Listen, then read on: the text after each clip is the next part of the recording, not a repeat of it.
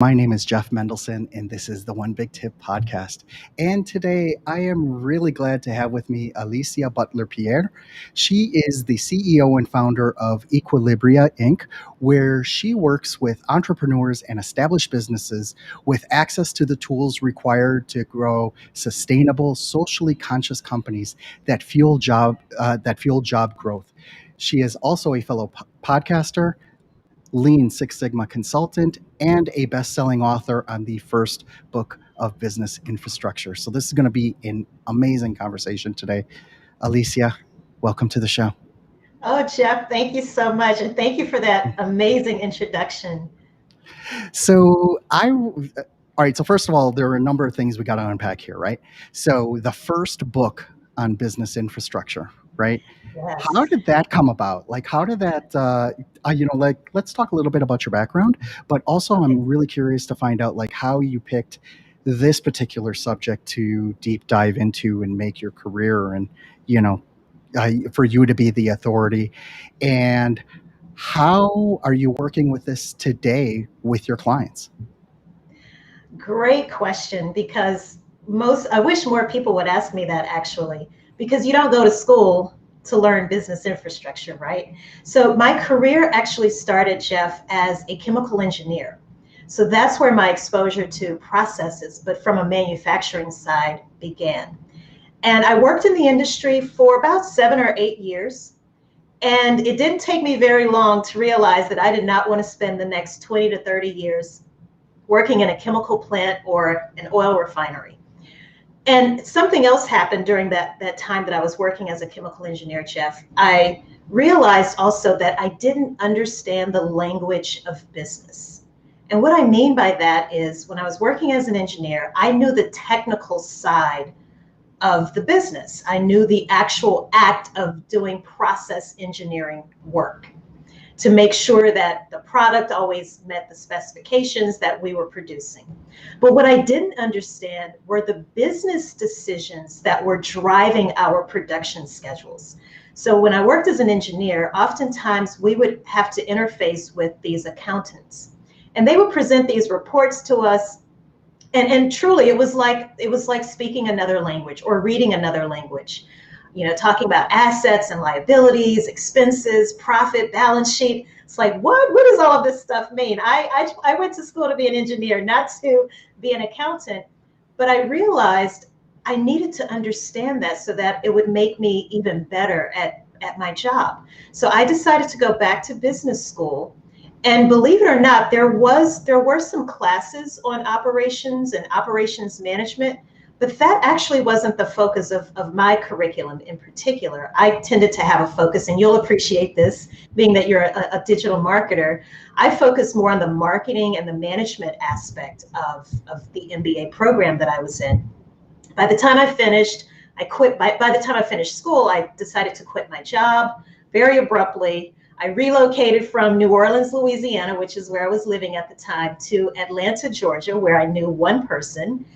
And I thought, Jeff, hey, I'm in this new city where there's all of these Fortune 500 companies that have a presence here, like Coca-Cola and Delta Airlines, Home Depot, Chick-fil-A. Surely I'll get a job, right?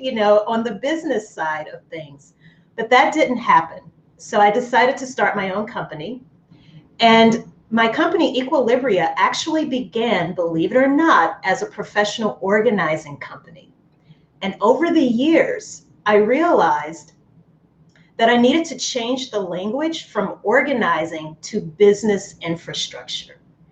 And 13 years later, I decided to write a book. And here's the thing, I didn't know it was going to be the first published book ever on business infrastructure until it was time to actually submit the book to the Library of Congress. So that's a long roundabout way of kind of explaining my background, how I got to start a company that talks about this obscure topic of business infrastructure, and ultimately how I was able to write and publish a book on it. Though, in fact, as you mentioned earlier, it's the first book in the world, published book in the world, to talk very specifically about business infrastructure. I want to dive into this a little bit because, I'm a fan of all the keywords and, buzz phrases and all that, right? We are not just talking about standard operating procedures, right? We are not, Right. and also we're not just talking about infrastructure to be applied to a Fortune 500 company. This is something that a dude with a restaurant can apply, Absolutely.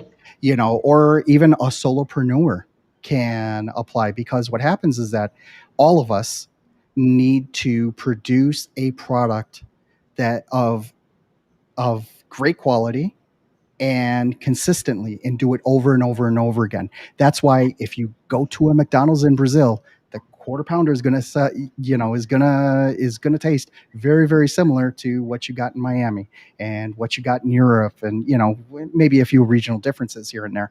But what we're talking about here is the entire stack, right? The entire stack of the different types of products and services that you use in order to deliver those great products. Is that correct? That is absolutely correct. And I love the way you referenced it as a stack. I never thought about it that way, but the stack that I use for creating this business infrastructure, to your point, is more than just about standard operating procedures. It also includes your company's job descriptions. It includes your company's organizational chart, your records management systems, whether you have your records stored electronically or physically, or maybe a combination of the two. It also talks about or looks into how your physical workspace is laid out, as well as the processes and those standard operating procedures. So that's the stack. So how does that work then when you're talking about it? I mean, we're not talking about volumes of books like on that bookshelf you have behind you right now, right? We're because that's one way to do it, right? But I got to tell you, when I worked in corporate, I was always given the employee handbook, and Yeah. maybe some other documents to read and sign and things like that. I don't think I've ever read an employee handbook, I know. cover I to cover, right? know. It just seemed to me like such a huge waste of paper, right? Especially when you had to print it out, right? And now that we live in a digital world, everything's in the cloud. You have a really cool way to create a dynamic business infrastructure and convey that information over. And I'm really keen to dig into that, because it uses a variety of low tech, right? And we'll talk about the low tech stuff in a minute, Mhm. and the high tech stuff, tools that you can just go and sign up for and download and implement today. What's your one big tip? Yes. Yes. My one big tip is starting off with low tech in order to figure out how to use or better use and integrate your high tech. So one of the low tech tools, and it's one of many tools that I use with when I'm working with my clients, and we do this for ourselves internally as well, are stick figures and index cards. Now, index cards, we write one idea onto one card at a time. So whether we're managing a new project for the first time, whether we're talking about how our company is actually structured into departments, or even how are we going to approach something that we want to use this new type of technology, this higher end technology, as you put it, but we're not quite sure exactly how we want to use it. What happens so oftentimes, Jeff, is, and I'm guilty of it too, we can become victims of the shiny object syndrome. So we learn about this new You really too, cool huh? piece of tech. Yes, of course. We learn about this new tech, right? And we watch the videos, and these salespeople are so great at the messaging, and they just suck us in. And before we know it, we've signed up for something without really understanding how is it going to make what we're already doing more efficient and more streamlined. I listened to a wonderful interview that you did of someone, I don't remember his name, unfortunately, but he was talking about tips for automating your processes. But you have to figure out first, what am I automating? And so that's where those simple tools like an index card can help you figure that out. Because what you want to do is get your ideas out of your head and onto that proverbial paper.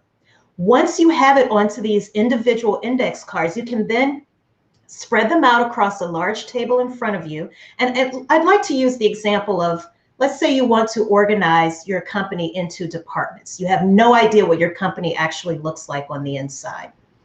So you have all of these different tasks that you're performing in your company, no matter how mundane or how complex. You have each of those tasks written down onto separate individual index cards. Now, I want your listeners to imagine that you can easily have up to 200, if not more, index cards that you end up with. The next thing that you want to do is group those index cards that contain information that's similar in nature. Put those into columns on the table that you have all of these index cards spread out on. And let's say you come up with 4 columns. We'll keep it simple.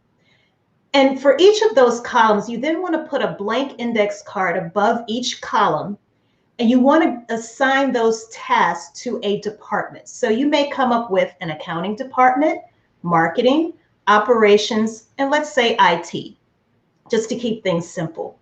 So now you have a basis for what your company looks like on the inside. You know how it's structured into departments.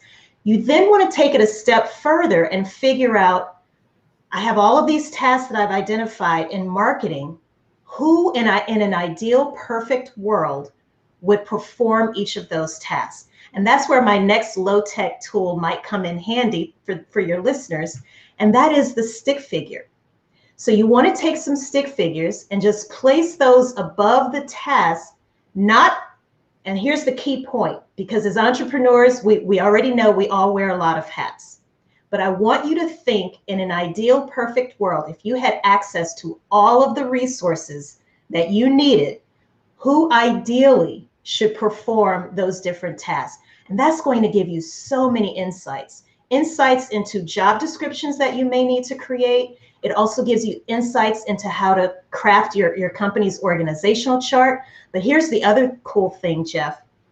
It also helps you figure out which processes you need to document in each of those departments. Now, another way that we can start to tie in the high tech to that very low tech way of figuring out how to structure your company on the inside, I use a tool called Notion. And you were talking about the big bulky employee handbooks of the 90s and the early 2000s, right? Well, we've moved way past those analog tools. We now have digital tools like Notion, which is an online database / wiki, where you can take all of that information that would traditionally be in an operations manual, and you can actually digitize it to where it's accessible from any mobile device that you may have, whether it be a tablet, your laptop, or your smartphone. You know what's really Mhm. sorry to interrupt. I just want to I No. just want to drive this point home. The idea of using Notion or some kind of other database tool. Now, don't Mhm. let the word database scare people. It's not that Right, techy, right. right? Notion is actually pretty easy to use once you understand the concept of, folders and spaces and blocks and things Mhm. like that.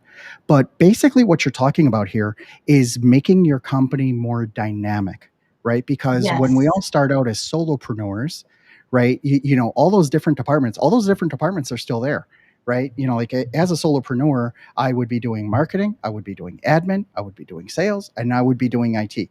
That doesn't mean I should be doing them, right? And Right. the only way I'm going to pass that off to somebody else, that I'm going to hire the right person to get that job done, is if I documented the process. Then it makes it easy for me to say, okay, like for IT, I need someone that knows about servers. I need someone that knows about iPhones and how to connect, how to connect tech together, things like that. On the marketing side, I need someone who knows paid advertising. I need someone who knows SEO, social media, things like that. One of the things that I've noticed with using Notion and when I've interacted with people that have these Notion pages set up is that it's dynamic, right? Because, like the Mhm. tools change, just in the social media world, for example, like if you want to, like one of the big tools out there is Buffer, right? So Buffer does, you can schedule out your social media to different places. Well, what Mhm. happens if you decide not to use Buffer anymore? You decide to go with Sprout Social. for whatever reason, right? You don't need to trash all that paper that you just printed, right? You can just update your Notion or your wiki and just have someone redocument the parts that are relevant to the changes that you make. And again, and this is really the key point, you as a solopreneur, freelancer, business owner doesn't necessarily have to be the one to do it. You can get that particular person that you hired to do that for you, right? And that's actually what they should be Yes. doing, because as business owners, we should be out there running our business, not working in our business, right? Correct. Absolutely. And for those who are listening, if you've never heard of Notion before, if you go and take a look at notion.so, that's the website, and just kind of play around. They have all kinds of videos where you can look and see. But one of the first things, if you do decide that you want to download it, and you can start using it for free, one of the first things that you will be asked to do is to create workspaces. So remember that exercise we were just talking about where you identify all of these departments for your company? Those departments become your quote unquote workspaces in Notion. Now, here's the other really cool thing about Notion. And if I may, Jeff, just add another one big tip. I know I'm only supposed to give one, but I do have a sub tip maybe. And that is, when you start investing in these technologies, make sure they talk to each other. Make sure they can integrate with each other, which is another thing that I love about Notion. My team uses Asana, for example, to track tasks and our project management. We can actually pull all of that information that we were tracking in Asana into Notion. We can also embed YouTube videos. We can embed Google Sheets and Google Docs.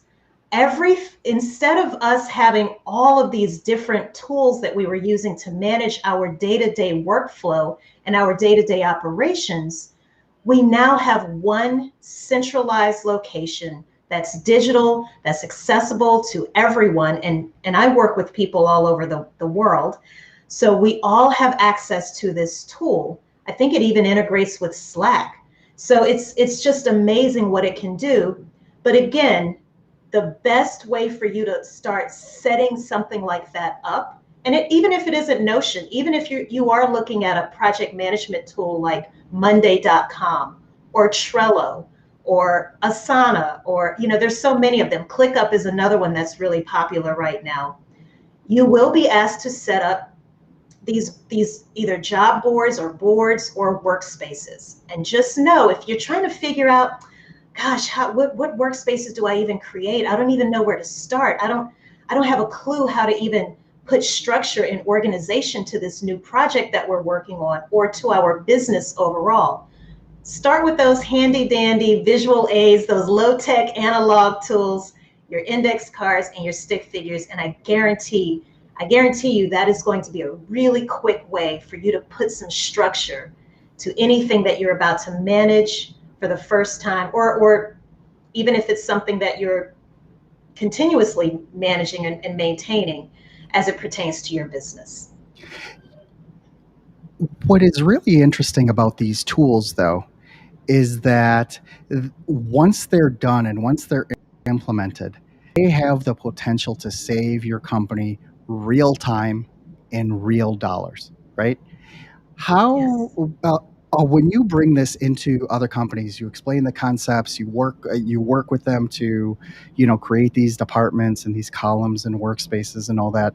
What have you seen as the net benefit for after the implementation? How has it helped those companies? In a number of ways. Number one, time, the amount of time that is saved as a result of using tools that actually integrate with each other. Number two, transparency. Even when you use something like, let's say, Google Drive or Dropbox for business, to store your documents electronically, guess what, Jeff? They're still hidden in folders. So people still have to click around and they may not know how to search within all of those folders. But when you have a tool like Notion or a ClickUp, even, for example, because they also, I think they're like a direct competitor right now to Notion. But you have that, everything is visual. It's right there in front of you. And it also allows you to type in, it's like your company's own internal search engine. So if you have a new person that you're adding to the team, and even though you may have provided that person with some training, but they go back and they try to remember, I know Jeff showed me how to do X, but I can't find it. Well, they can actually go into a search bar, type in some keywords, and locate that information within seconds. So it's the time saved, which, as we all know, the more time you save, it gives you time to work on even more revenue generating activities. So, and the transparency, I would say those are by and large the two top benefits. And then third is the people aspect. So we all know that, again, we're running around like chickens with our heads cut off so many times as entrepreneurs, and we're flying by the seat of our pants. If we work with a person like Jeff, who develops this amazing digital marketing campaign for us, and now we have a different type of problem, we might have more business than we can handle. Whereas before we worked with Jeff, we didn't have enough customers coming through the door. Now that we're working with Jeff and those campaigns are successful, we now have a different problem, more business than we can handle. Going through that exercise again of identifying who should ideally perform certain tasks within your company it empowers you even more to go out and recruit the right talent to fill those different positions within your company. And even if you're a solopreneur and you're listening to this, or if you're a freelancer and you may be thinking, I can't hire full-time employees, they don't have to be full-time. You can hire people, you can hire other freelancers. You can use services like Upwork or Fiverr. There's a number of them where you can find these freelancers. We're in a gig economy now, so it's very easy to find people who can provide some of these services or these tasks, perform some of these tasks that you need at a rate that you can afford on demand. Amazing. That is such amazing advice. Thank you so much for that. I think what I think what's really poignant about all this is once you get organized, then you can scale, right? And that's Yes, really the whole point, right? Because we can all be Superman and Wonder Woman, going around kicking butt and taking and making everything happen. But there's only so much Jeff. There's only so much Alicia that that's goes right. around, right? And the only way you're going to scale is if you get some of those activities off your plate onto someone else's. And the benefit of doing that is that's when you really learn the value of your own time versus the time that you're actually paying for others, right? And if you can Absolutely. implement that, that is like, dude, yeah, the way, the world is going to open up. And you know I first read about this, with the 4-hour work week, right? Everybody quotes that Mhm. book, right? Yes. And it's been out for a good long time now. And what's really cool about it is that for me, it shows you like an extreme way of being able to run your business so well that you only need to pop in for an afternoon a week, right? And maybe some of us are not there right now. You have small kids at home, you have a mortgage, you can't jet around the world like Tim Ferriss did, right? But you definitely can pick and choose what tasks, A, do you not like doing yourself? And B, how do you get them into the heads of other people to have it performed economically so that it gets completed, you deliver the great service, and then you can move on to some other things. So I think Yes. that's great. Thank you so much for sharing that. Oh, you're Alicia, welcome. can you please tell everyone how they can learn more about you, learn more about your company, and how they can reach out to you directly if they'd like to learn more? Sure. So I would say the best place to go is my personal website, which is aliciabutlerpierre.com. And when you go there, you'll see links to all of my social media profiles. You'll also see a link to my company's website, Equilibria. You'll also see information about the book as well as my podcast. So if you ever want to know more information about business infrastructure and operations, getting those processes in place, come check out my podcast as well. So that's the best place to go initially to.